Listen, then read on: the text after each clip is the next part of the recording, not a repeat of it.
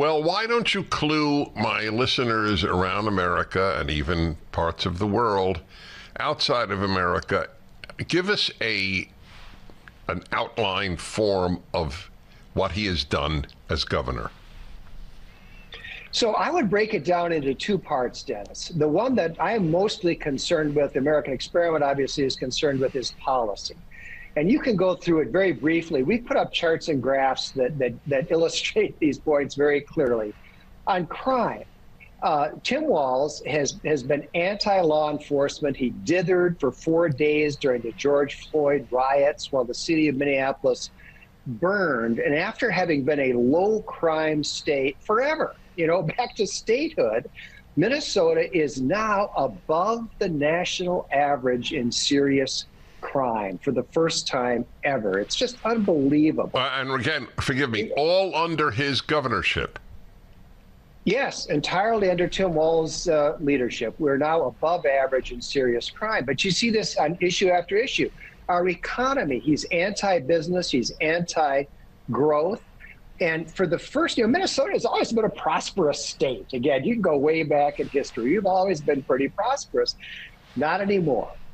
In 2023, and now continuing, for the first time ever, Minnesota's per capita gross domestic product is below the national average. It's just shocking. He has made us into an economically below average state. And that all happened during Tim Walz's tenure.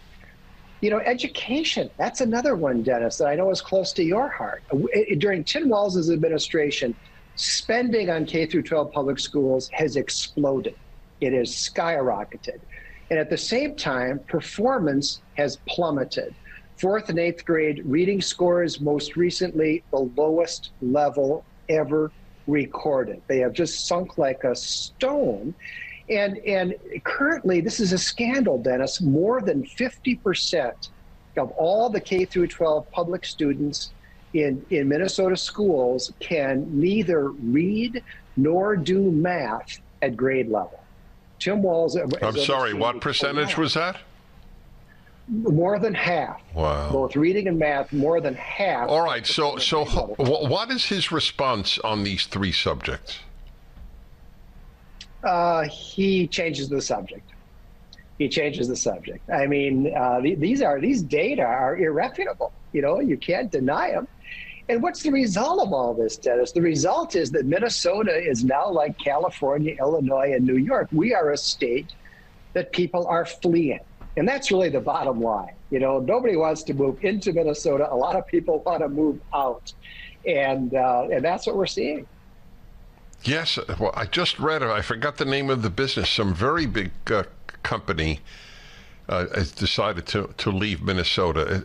I'm used to reading that about my own state, California. You and I are really kindred spirits in so many ways, obviously ideologically, but also in the states in which we live that were once awesome states, ruined by the left, ruined by the Democratic Party. That is very interesting. Yeah, go ahead. And by the way, Dennis, on that point, I should say, Tim Walz is a huge admirer of California.